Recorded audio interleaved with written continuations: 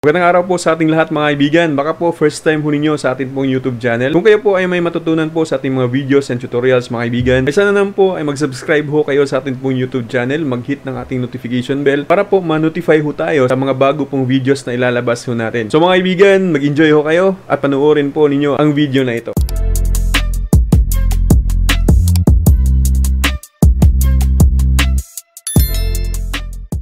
Magandang araw po sa inyong lahat mga kaibigan. Isa ka ba sa mga nagpaplanong mag-business ng internet or gusto mo maging isang internet provider sa inyong lugar pero wala pa kayong idea kung paano gawin? So ang video na ito ay the best para sa iyo. Take note mga kaibigan, ang video po na ito ay para lamang po sa mga beginners or no idea pa lamang sa pamamaraang ito. Kung expert ka na, mag-add lamang po kayo ng idea sa comment section sa baba po ng ating video mga kaibigan para naman po ay matulungan din po ninyo ako. Ang ganitong setup mga kaibigan ang aking ginagamit sa ngayon. Siguro ang tawag dito sa Bisaya pangpubre nga setup. Sa hindi makakaintindi ng Bisaya, search nyo lamang po sa Google. Pero alam nyo ba mga kaibigan na magandang kabuhayan ang pagiging isang internet provider lalong-lalo na kung ikaw ang nauna sa lugar ninyo. Ngayon mga kaibigan, i-explain ko lamang po sa inyo kung paano po nila sinet up ito. Sige mga kaibigan, simulan na ho natin. Ito po yung diagram na ipapakita ko po sa inyo para madali ho nating maintindihan. So nakita ho ninyo, ito pong ISP natin, ito po yung internet source ho natin na kung saan ay halimbawa meron po siyang 600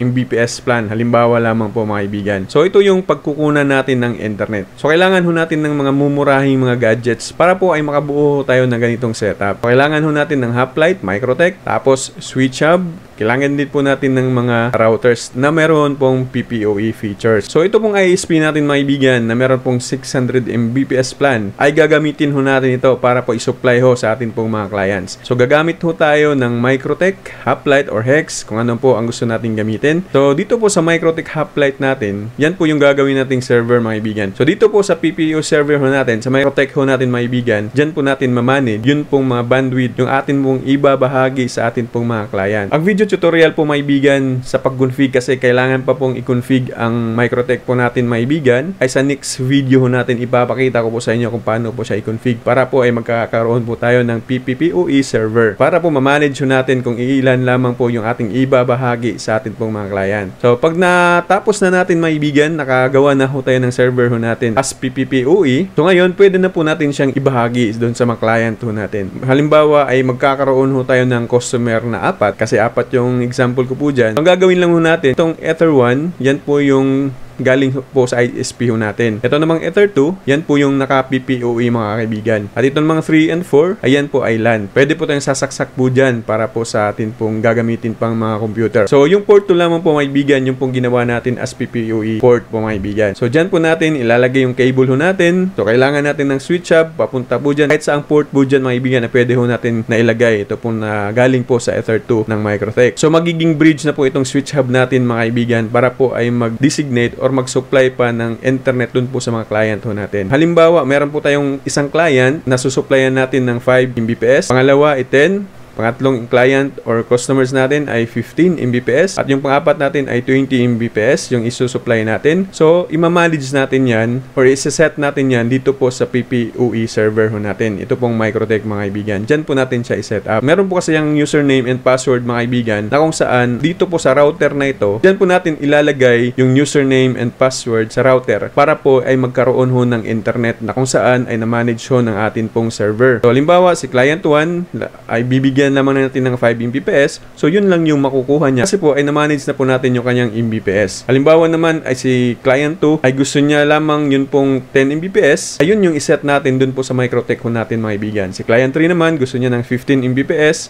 So, yun yung iset natin sa Microtech ho natin. Ganun din po si client 4, gusto niya ng 20 Mbps. Iset natin yan dun po sa Microtech ho natin mga kaibigan.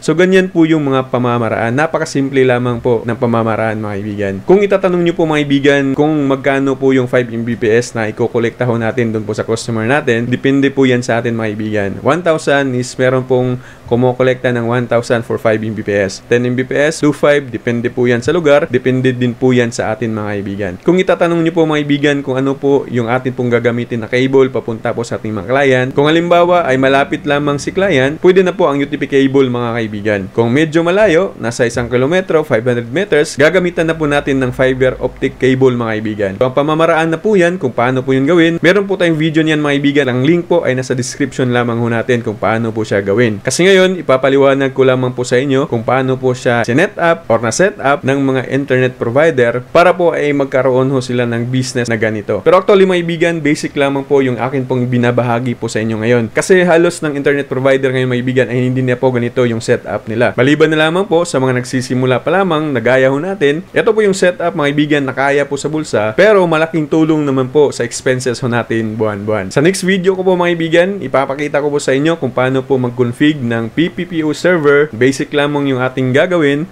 at ipapakita ko din po sa inyo mga kaibigan sa actual kung paano natin siya i-set up sa atin pong mga client. So yun lamang po mga kaibigan, yun pong pag-uusapan ho natin ngayon. Basta wag po ninyong kalimutan na mag-click po kayo ng atin pong notification bell para po ay ma-notify ho kayo sa mga bagong video na atin pong ibabahagi. Wag po ninyong kaligtaan din na mag-subscribe, mag-like ng ating mga videos at mag-share na din po ng ating mga video mga kaibigan. Magandang araw po sa ating lahat and God bless us all.